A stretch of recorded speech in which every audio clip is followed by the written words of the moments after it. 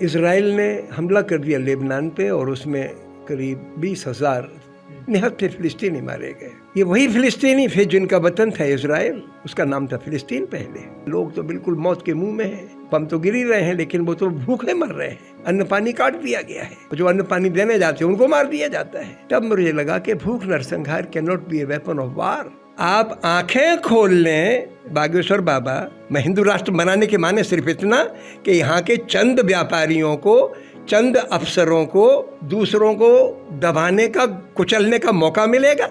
आपके मुल्क के रईस बच्चे हिंदुस्तान छोड़ के अमेरिका जा रहे हैं। हमारा मुल्क के एलीट खुश होता है, हमें अपने देश के संसाधनों पे कब्जा करना है, मार्केट पे कब्जा करना है, मुनाफा कमानी है और लोगों को गुलामों की तरह रखना है। इसके लिए ये लोग जनता की एकता को तोड़ने के लिए धार्मिक घृणा पैदा करते हैं। आदाब, नमस्कार। आप देख रहे हैं द पिलर इंडिया। फ़िलिस्तीन और गाज़ा में जिस तरीके से इज़राइल के ज़रिए वहाँ कत्लेआम किया गया और लंबे वक्त तक वहाँ एक जंग जारी रही, मुसलमानों ने तो कम ही आवाज़ इसकी उठाई।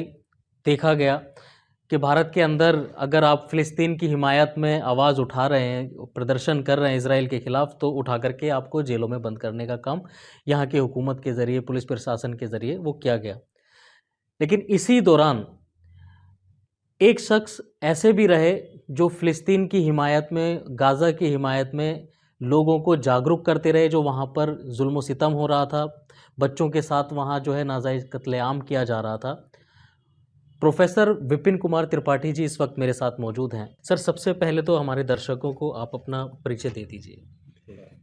मैं 1948 में उत्तर प्रदेश के एक गांव में पिपरई में पैदा हुआ, जिला था झांसी। और मेरी तालीम शुरू में गांव में हुई, फिर ललितपुर हुई, फिर झांसी हुई, फिर मैंने पीएचडी दिल्ली आईआईटी से किया, फिर यहीं नौकरी की लेक्चरर हो गया। फिर मैं अमेरिका चला गया सन 76 में, 6 साल नौकरी छोड़ के आईआईटी की। यूनिवर्सिटी मैरीलैंड में मैं काम करता था प्लाज्मा फिजिक्स की हैसियत से। तो वहाँ पर 1982 की एक वारदात थी, उससे मेरा दिल खट्टा पड़ गया अमेरिका से, और मैं हिंदुस्तान लौटने लगा, सोचने लगा कि नौकरी मिल जाए।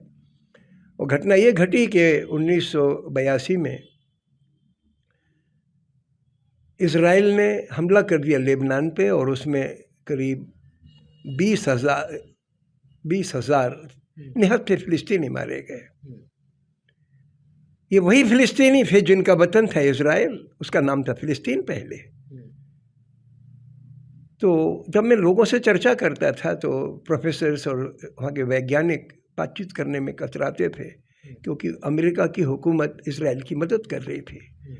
तो मेरा दिल खट्टा पड़ गया कि अभी साम्राज्यवाद मरा नहीं, जिंदा है, और मैं इसको छोड़ दूँ, इस मुल्क को।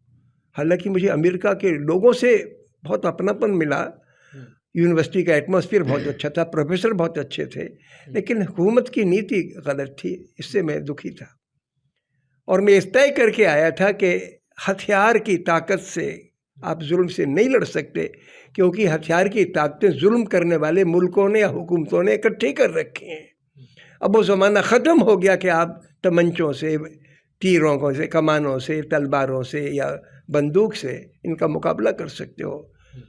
वैसे भी मेरे दिमाग में अरसे से हथियारों के प्रति कोई लगाव नहीं रहा, लेकिन ये बात तय हो गई कि आप हरगिज़ जिस किस्म के जुल्म साम्राज्यवादी हुकूमतें करती हैं उनका मुकाबला आप डंडे बंदूक से नहीं कर सकते। कॉन्सिक्वेंटली अहिंसा की ताकत आपको खड़ी करनी है। ये सोच के मैं हिंदुस्तान लौटा। मुझे 1982 में नौकरी मिल गई आईआईटी में, एक प्रोफेसर की जगह खाली थी, मुझे मिली। तो जनवरी 1983 में मैं लौट कर आया। ये तय करके आया कि मैं दुनिया के जितने गरीब मुल्क हैं उनके बीच में दोस्ती, एकेडमिक एक्सचेंज, ये ऐसे रिश्ते कायम करूं। ये फजूल की लड़ाइयाँ, बेमानी बेनतीजा लड़ाइयाँ किसी फ़ायदे की नहीं है, इसके प्रति उन लोगों का ध्यान खींचूं, ये मैं सोच के आया था। तो इस बार जब फिलिस्तीन का ये 2 साल से मसला चल रहा है, तो ये बात मेरे दिमाग में पहले से चल रही थी। और जब हमास के कुछ लड़ाके गए 7 अक्टूबर 2023 को इजराइल के भीतर, तो वो भी बात मुझे गलत लगी, क्योंकि आपने मारा, कुछ सैनिकों को भी मारा इन लोगों ने, लेकिन मारा तो कई बहुत सारे नागरिक मारे गए।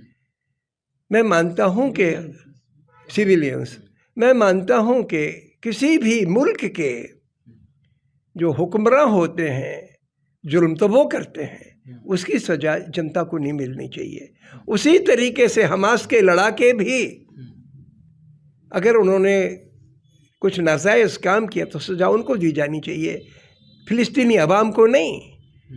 जब हुकूमत रिप्रेजेंट नहीं करती जनता को तो लड़ाके तो मुट्ठी भर होते हैं, उनका क्या वजूद है? वो जनता को कैसे रिप्रेजेंट कर सकते हैं वो?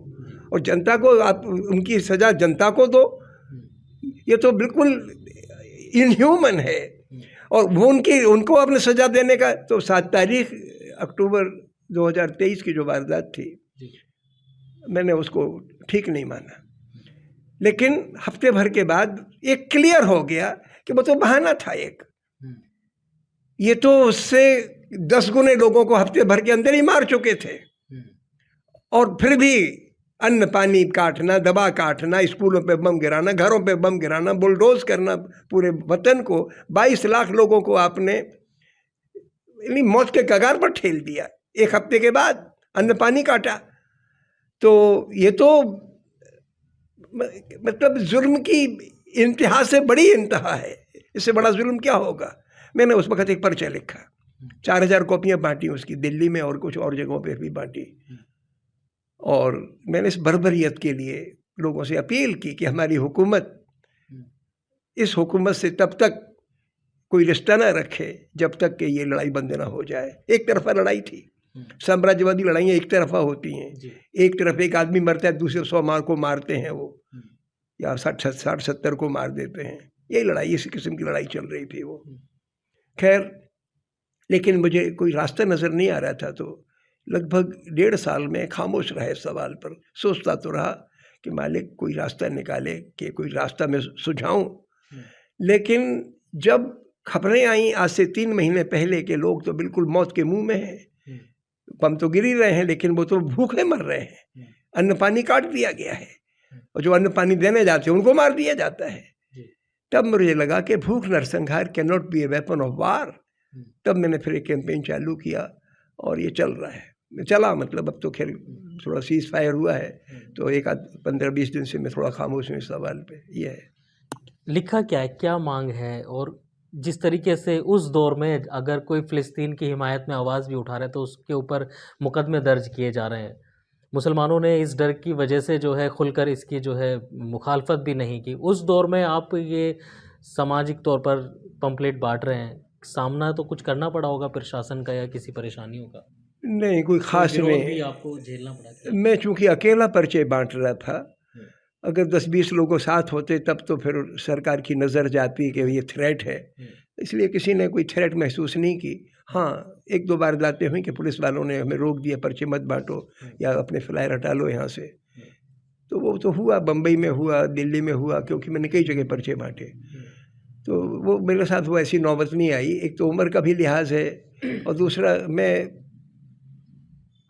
बहुत एसर्टिवली इस बात को उठाता हूँ, अहिंसा के सवाल को। कई सरकारी सोच या सांप्रदायिक सोच रखने वाले लोगों ने ज़रूर उग्रता से मेरे साथ व्यवहार किया, बहुत भद्दा बोला, लेकिन फिर भी मैं मानता हूँ कि वो कुछ नहीं है। जिस किस्म का जुल्म हो रहा है, जिसकी हम मुखालफत कर रहे हैं गाज़ा पे, वो उसके सामने ये जुल्म जो है वो थोड़ा है, ना के बराबर है, ना के बराबर। आपने हज़ारों की तादाद में जो है संख्या में ये पर्चे बांटे, क्या असर इसका देखने के लिए मिला समाज में, लोगों में? इसका असर तो मुझे अपने ऊपर देखने को मिला, और मैं लोगों से यही कहता था कि आप जिस वक्त किसी आदमी को देखो तो उसकी नस्ल को मत देखो, उसकी राष्ट्र को मत देखो, उसकी भाषा को मत देखो, उसकी लड़का है कि लड़की है मत देखो, उसको मुकम्मल इंसान के रूप में देखो। और जिस वक्त आप इस नज़रिए से देखेंगे तो आपको फ़िलिस्तीनी अवाम में और अपने आप में कोई अंतर नज़र नहीं आएगा। सारी धरती की अवाम एक ही हैं, और हुकूमतें भी बदकिस्मती से एक ही हैं। हमारे मुल्क की हुकूमत इजराइल की तरफदारी करती है। कहने को तो मीठी मीठी बातें करेगी कि हम 2 राष्ट्र का सिद्धांत मानते हैं, फला फला, लेकिन सारी दुनिया की जो हुकूमतें हैं, जो ख़ासतौर से साम्राज्यवादी सोच वाली हुकूमतें हैं, नफरती सोच वाली हुकूमतें हैं, सब एक हैं। पाकिस्तान की हुकूमत से हमारा झगड़ा हम नकली है, ये जुड़े हुए हैं एक दूसरे से, हित इन दूसरों के वजारत करते हैं। हमें चीन से कहने को लड़ाई है, लेकिन हम चीन के साथ उनका माल खरीदते हैं, बड़े पैमाने पर खरीदते हैं। तो इसलिए ये सब नकली लड़ाइयाँ हैं, या नकली जुनून पैदा किया जाता है। धरती के सवाल आवाम को सीखना है कि तुम सब एक ही हो।